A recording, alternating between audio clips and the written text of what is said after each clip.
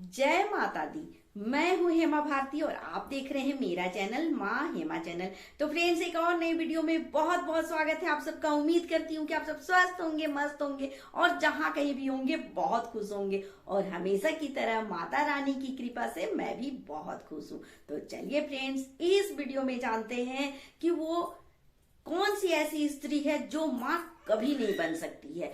तो कौन सी स्त्री माँ नहीं बन सकती है, इस वीडियो में जानेंगे। पूरा अंत तक वीडियो देखिएगा, बहुत ही इंटरेस्टिंग ये वीडियो होने वाला है। क्योंकि कौन सी ऐसी स्त्री है जो माँ कभी नहीं बन सकती है, चलिए जानते हैं। लेकिन इससे पहले अगर आपको मेरा वीडियो अच्छा लगे तो लाइक और कमेंट कर दीजिएगा। मेरे चैनल में नए हैं तो चैनल को सब्सक्राइब कर दीजिएगा, बेल आइकन प्रेस कर दीजिएगा ताकि मेरे वीडियो के नए नोटिफिकेशन सबसे पहले आप तक पहुंचे। आप भी मेरे जैसे ही माता रानी के भक्त हैं तो मेरे कमेंट बॉक्स में जय माता दी लिखना ना भूले। और चलिए अब शुरू करते हैं कि आखिर कौन सी ऐसी स्त्री है जो कभी माँ नहीं बन सकती है। देखिए, आज का जो समय चल रहा है, कलयुग, संसार उसे मां कभी नहीं स्वीकार करता है जो अपने बच्चों को सिर्फ जन्म दे देती है। तो क्या सिर्फ जन्म दे देने से कोई स्त्री मां कहने लायक होती है?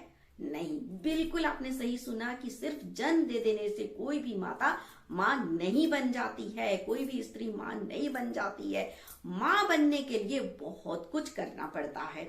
जिस तरह से देवकी ने श्री कृष्ण भगवान को भले ही जन्म दिया था, लेकिन उसे पाला पोसा था यशोदा ने, इसलिए हमेशा श्री कृष्ण की माता यशोदा ही कहलाती है। जब भी उनकी माता का नाम आता है तो हम यशोदा को ही याद करते हैं, देवकी जी को याद नहीं करते हैं। इससे साफ ये पता चलता है कि सिर्फ जन्म देना माँ कहलाना नहीं होता है। बच्चे को जन्म देने के बाद हमें बहुत कुछ करना पड़ता है, तब जाकर के असल में हम माँ कहलाते हैं, तब जाकर के एक स्त्री माँ कहलाती है। लेकिन आज के संसार में, आज कलयुग में एक माँ जो है वो माँ कहलाती ही नहीं है। वो माँ कैसे कहला सकती है? देखिए, मैं यहाँ पर एक बात स्पष्ट कर दूंगी कि आज की जो माताएं हैं, जो स्त्री हैं, वो मम्मी बन सकती हैं, मदर बन सकती हैं, मोम बन सकती हैं, लेकिन माँ कहलाने के क्या योग्य हैं? बिल्कुल नहीं है। तो कैसे आप बोलेंगे कैसे नहीं? जन्म दिया, उसे पाला पोसा तो माँ कहलाने के लगे। सिर्फ जन्म दे देना, उन्हें पालना पोसना, बड़ा करना और कुछ उसे बना देना और शादी विवाह करके और अपना काम छुट्टी करके आप सोचेंगे कि नहीं हम तो माँ, एक सफल माँ बन गए, तो ये बिल्कुल गलत है। माँ का सिर्फ ये कार्य नहीं है। आज की नारी जो है, आज की जो स्त्री है, वो अपने बच्चों को पढ़ाती है, लिखाती है, बहुत अच्छे से पालन पोषण करती है, एकदम हृदय का टुकड़ा बना करके रखती है।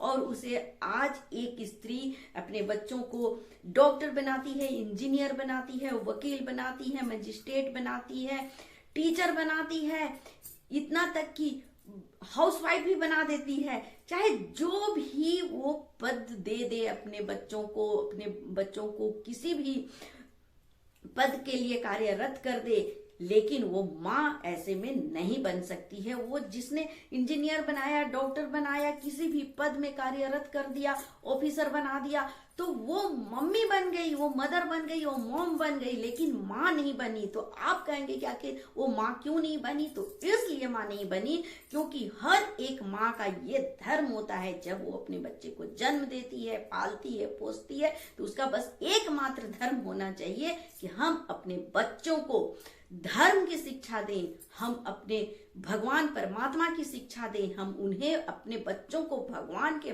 भक्त बनाएं। आप अगर अपने बच्चों को भगवान के भक्त नहीं बना सकते हैं तो फिर आप माँ कहलाने के योग्य भी नहीं हो सकते हैं।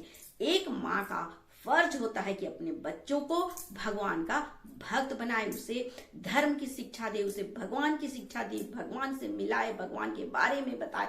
और जब अगर आप ये कार्य नहीं कर सकते हैं तो फिर आप एक माँ, अच्छी माँ नहीं कहला सकती हैं। आप भले कुछ भी आप उसका नाम दे सकते हैं, मम्मी, मदर, मॉम और न जाने क्या क्या, लेकिन आप माँ नहीं बन सकती हैं। क्योंकि आप जिस कार्य के लिए अपने बच्चे को जन्म दिया है, आप वो शिक्षा तो दी ही नहीं, आपने तो उसे भगवान का ज्ञान दिया ही नहीं, तो फिर आप कैसी माँ है? कैसे आप माँ बन सकती है? आप माँ बनने के योग्य हैं? बिल्कुल नहीं। और आज कलयुग में यही हो रहा है कि हम मॉम बन गए, मम्मी बन गए, मदर बन गए, लेकिन माँ बन ही नहीं पाए हैं। माँ हम बनने से कहीं ना कहीं चूक गए हैं। तो हमें इस चीज को, अपनी कमी को जल्द से जल्द पहचान लेना है और अपने बच्चों को सबसे पहले हमें उन्हें एक भगवान का भक्त बनाना है। बाद में फिर आप इंजीनियर, डॉक्टर, ऑफिसर, टीचर ये सब बाद में बनाएं, लेकिन पहले उसे एक भगवान का भक्त बनाएं, सच्चे भक्त बनाएं, उन्हें धर्म की शिक्षा दे, भगवान की शिक्षा दे और उन्हें परमात्मा से जोड़े। तब जाकर के आप एक अच्छी माँ कहलाएंगी। तो ये देखिए, मैं ऐसे बातें नहीं कर रही हूँ, ये सब बातें आप रामायण, गीता पढ़ें, शास्त्र पढ़ें, उसमें जाकर के ये बातें मिल जाएगा। इसमें भी साफ साफ कहा गया है कि एक माता का सबसे बड़ा धर्म होता है कि उन्हें अपने बच्चों को अपने भगवान का सबसे पहले ज्ञान देना चाहिए। जो माता अपने बच्चों को भगवान का ज्ञान नहीं दे पाती है तो वो फिर एक अच्छी माता नहीं कहलाती है। सीता जी को भले ही श्री रामचंद्र जी ने वन में भेज दिया था जिस वक्त वो गर्भवती थी और लव को उसको उन्होंने जन्म दिया था, लेकिन भले ही उन्हें पता चला था कि रामचंद्र जी हैं जो अपनी पत्नी सीता को वन में भेज दिया था और वो नफरत करते थे अपने पिता से, लेकिन फिर भी माता सीता कभी भी बच्चों को ये नहीं बताती थी कि रामचंद्र जी कुछ गलत किया था। वो फिर भी बोलती थी नहीं, रामचंद्र जी तो इतने महान हैं, जबकि उन्हें वो वन में भेज दिए थे, फिर भी कभी उनकी बुराई नहीं की। उन्हें फिर भी वो अपने सर आंखों में बिठा के रखती थी, हमेशा उनका गुणगान करती थी और हमेशा अपने बच्चों को, लव कुश को, अपने पुत्रों को हमेशा वो भक्ति का ही ज्ञान देती रहती थी, धर्म के रास्ते सिखाती थी चलना और धर्म के राह में ही चलना सिखाई और इस तरह से वो अपने पिता के सर्वोत्तम पुत्र बने लव और कुश।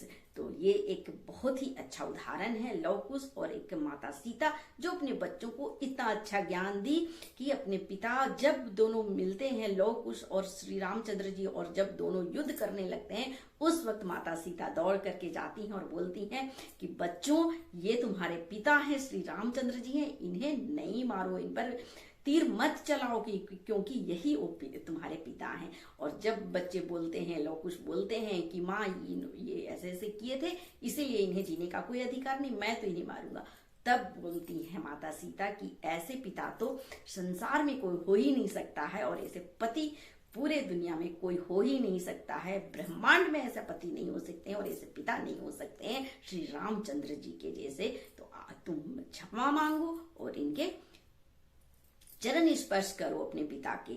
और जब श्री रामचंद्र जी अपने होनहार पुत्र को देखते हैं कि अरे ये तो हमारे पुत्र हैं, दोनों इतने बलवान, इतने सूरवीर, तो वो अपने कलेजे से लगा लेते हैं दोनों पुत्रों को। और पुत्र जब माता सीता श्री रामचंद्र जी का इतना तारीफ करती हैं तब समझ में आता है लव कुश को कि मेरी माता जो कुछ बोलेगी सत्य बोलेगी, और तब फिर वो अपने पिता से मिलते हैं। और इस तरह से पिता और पुत्र का जो मिलन होता है ना, वो सचमुच अद्भुत है। वो ऐसा प्रेम दोनों पुत्रों का और पिता का, ऐसा प्रेम तो तीनों लोक में नहीं है, ब्रह्मांड में नहीं है, ये जो पिता और पुत्र का संबंध है। तो ये प्रेम जो है पिता पुत्र के बीच में, ये किसने बनाया, किसने दिया ऐसा ज्ञान?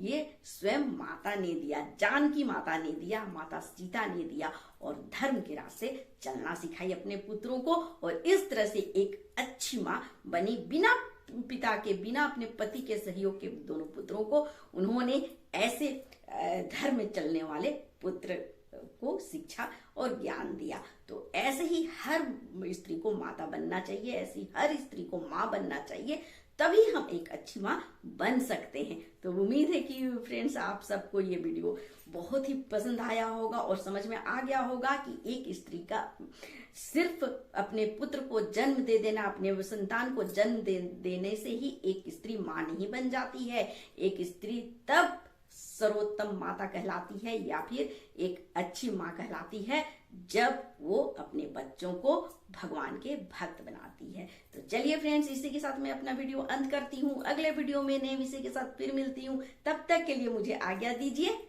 जय माता दी।